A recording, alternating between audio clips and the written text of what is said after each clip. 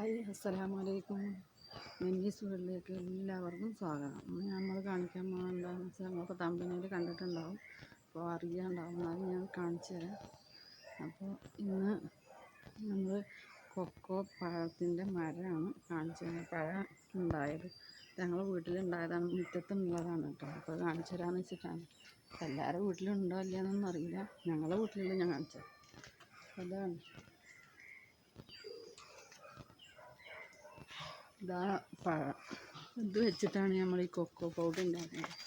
അപ്പോൾ ഈ പഴം ഇതാണ്ട് പഴുത്തേക്ക് എന്താ നിറം മാറി വരുന്നു. ഇപ്പോൾ ഇതും ഒരു 5-6 കായൊക്കെ ഉണ്ട്. ഇതൊക്കെ ഇതുമുണ്ടായതാണ്. ഈ ചെറുതൊക്കെ ഇതാണ് പൂവിൻ്റെ പൂവൊക്കെ ചെറിയത്. ഇതൊക്കെ പൂവാണ്, കായ ഉണ്ടാവുകയാണ്.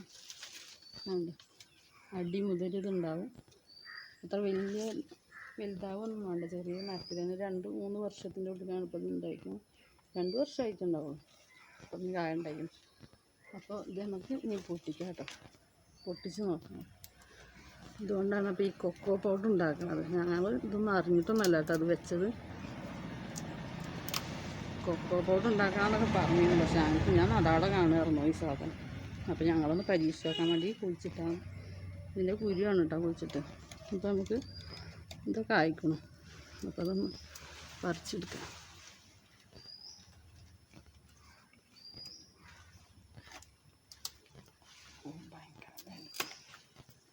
ഇതാണ്, ഇത് വേറൊരു മരത്തുമ്മലാണ് ഇട്ടത്. ഇതാണ് ഞങ്ങളവിടെ ഉണ്ടായിൽ വെച്ച് വലിയ പഴം ഉണ്ടായത്.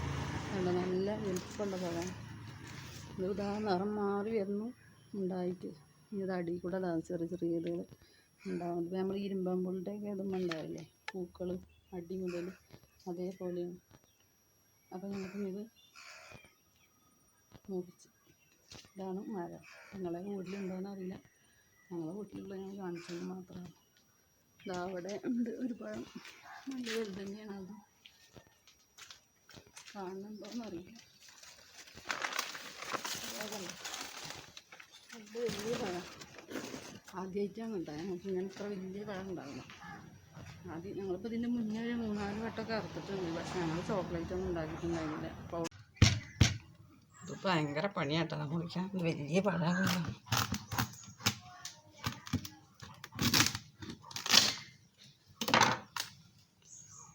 ഇതാണ് അപ്പം നമ്മളെ കൊക്കപ്പഴം.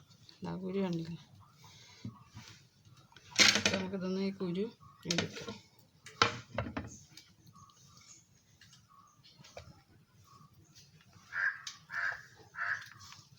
ഇതാ അപ്പം നമ്മൾ കൊക്കോ പഴത്തിൻ്റെ കുരു എടുത്തിട്ടുണ്ട്. ഇതാണ്ടത് ചെറുതായിട്ടൊക്കെ കഴിക്കാനുള്ളത് അതുമ്മേ ഉള്ളൂ കേട്ടോ. തോനെയൊന്നുമില്ല. ഈനാമ്പഴം തിന്നാനുള്ള പോലെയൊന്നും ഇതിന്മേ തിന്നാൻ ഇല്ല. ചെറുതായിട്ട് വല്ല തോനെയൊന്നുമില്ല. ഒരു വെഴുപ്പ്. ഇതിൻ്റെ ചൊയ ഇഷ്ടമുള്ളവർക്ക്, എൻ്റെ മോനക്ക് ഇഷ്ടമാണ് കേട്ടോ. ബാക്കി ഞങ്ങൾക്കൊന്നും അത്ര വലിയ ഇഷ്ടമല്ല. അപ്പോൾ ഇത് കഴുകിയിട്ട് ഞാൻ കാണിച്ചു തരാം കേട്ടോ. ക്ലീനാക്കിയിട്ട് ഇത് ഉണക്കാൻ വെക്കുക. ഇതാ അപ്പം നമ്മളെ കൊക്കോ പഴത്തിൻ്റെ കുരു ഉണ്ട് ഉണക്കാൻ വെച്ചാൽ കേട്ടോ. അത് കഴുകിയത് കാണിക്കാൻ വിട്ടു പോയിട്ടാ. അപ്പോൾ ഞാനിപ്പോൾ ഒരു ദിവസം വെയിലത്ത് വെച്ചതാണ്. ഇപ്പോൾ ഇത് കണ്ട ഒരു ഭാഗം കുറേയൊക്കെ വെള്ളം തോർന്നിട്ടുണ്ട്, മറ്റേ ഭാഗം കണ്ട ഇപ്പോഴും വെളുപ്പുണ്ട്. അപ്പം ഇനി ഇതൊരു 2 ദിവസം കൂടി ഉണങ്ങണം. ഇന്നലെ ഇത് വെച്ചന്ന് വെയിൽ കമ്മിയായിരുന്നു, അതാണ് ഇത്ര ആയിട്ട്. അപ്പം ഇനി ഇത് നമുക്ക് നന്നായി ഒന്ന് വെയിലത്ത് വെച്ച് ഉണക്കിയെടുക്കാം കേട്ടോ. ഞാൻ ഉണങ്ങിയതിന് ശേഷം കാട്ടിത്തരണം. അതപ്പോൾ നമ്മളെ കൊക്കോപ്പഴത്തിൻ്റെ കുരു ഇതാണ്ടോ ഉണങ്ങിയിരിക്കണം കേട്ടോ. ഇതിപ്പോൾ ഒരു 5-6 ദിവസമൊക്കെ അധികം ആയിക്കണം കേട്ടോ. വെയിൽ കമ്മിയായിരുന്നു പിന്നെ. അപ്പോൾ അത് കാരണം ദിവസമൊക്കെ ഒരു പാടായിക്കണം. അപ്പം ഇനി നമുക്കിത് വറുത്തെടുക്കാം കേട്ടോ. അപ്പോൾ ഞാൻ ചട്ടിയിലേക്ക് മാറ്റാം. ചട്ടിയിലെ ചൂടായി കിടക്കണം. ഇത് നമുക്ക് ഇളക്കി കൊടുക്കാം.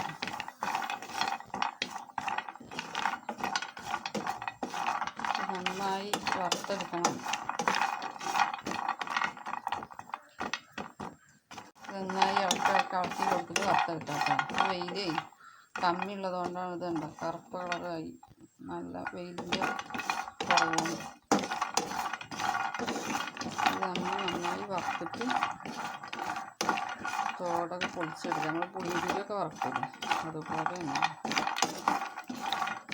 അപ്പോൾ നമ്മൾ കുറേയൊക്കെ വറവായിട്ടുണ്ട് കേട്ടോ. പൊട്ടൽ തുടങ്ങുന്നുണ്ട്. ഞങ്ങൾ പൊട്ടി തെറിക്കൂട്ടാ, മേത്തേക്ക് തെറിക്ക് നോക്കണം. പുളിങ്കുരിയൊക്കെ വറക്കുമ്പോൾ ഉണ്ടാവില്ലേ പൊട്ടുക, ഉപ്പായി കഴിഞ്ഞാൽ അതേപോലെ പൊട്ടാനായിരിക്കും.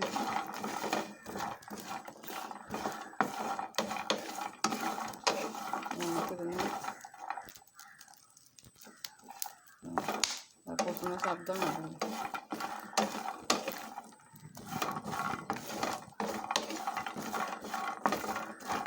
ഞങ്ങൾക്കിത് പാകമായി കഴിഞ്ഞത് ആ പൊട്ടൽ എടുത്തിട്ടുണ്ട് കേട്ടോ. ഇത് നമ്മളിത് വറുത്തെടുത്തിട്ടുണ്ട് കേട്ടോ.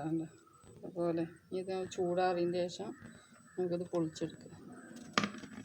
അപ്പോൾ അത് ചൂടാറിയിട്ടുണ്ട് കേട്ടോ. അപ്പോൾ അതേപോലെ പൊട്ടിച്ചെടുക്കാതെ അതേപോലെ ഈസിയായി പൊരിച്ചെടുക്കാൻ വലിയ പ്രയാസമൊന്നുമില്ല. അങ്ങനെ പൊട്ടിച്ച് കഴിഞ്ഞാൽ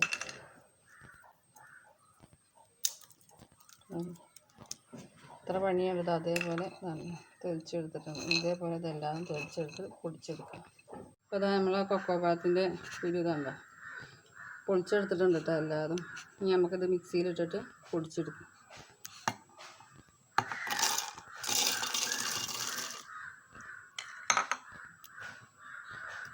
നന്നായി പൊടിച്ചെടുത്തിട്ട് വരാം. അതാ നമ്മൾ കൊക്കോ പൗഡർ ഉണ്ട്, കുരു പൊടിച്ചെടുത്തിട്ടുണ്ട് കേട്ടോ. ഇതുണ്ട്. പിന്നെ ഒരു കാര്യം ഇതിൽ പറയാനുള്ളതാണ്, തോനെ നേരം ചൂടായിട്ട് കിടന്നടിച്ച് കഴിഞ്ഞാൽ കട്ട പിടിക്കും കേട്ടോ. അതിൻ്റെ അടിഭാഗം കുറച്ച് കട്ടായിട്ടുണ്ട്. ഞാൻ ഒന്ന് നല്ലോണം പൊടിയാൻ വേണ്ടിയിട്ട് ഇട്ടതാണ്. ഇതിൻ്റെ ഒരു എണ്ണ മെഴുക്ക് മാതിരി ഉണ്ട് ഈ കൊക്കോ പൗഡർ കുരുവിന്. അപ്പം അത് കൂടുതൽ നേരം നമ്മൾ വെയിലത്തൊക്കെ വെച്ച് കഴിഞ്ഞാൽ ഇനിയിപ്പോൾ ഇത് ഈ പൊടി എടുത്തിട്ട് വെയിലത്ത് വെച്ചാൽ അത് കട്ടയാവുക ചെയ്യുക. നമ്മൾ ഉണങ്ങി കിട്ടുകയല്ല ചെയ്യുക, കട്ടയായിട്ട് വെള്ളം മാറി.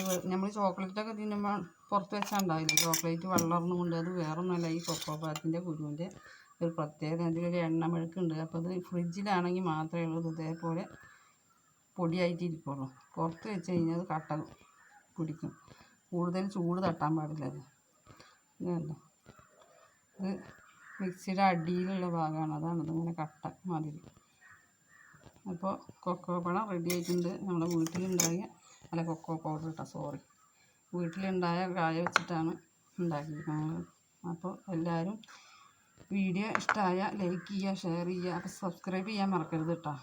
അപ്പോൾ ഇനി അടുത്തൊരു വീഡിയോ ആയി വരുമ്പോഴേക്കും ബൈ.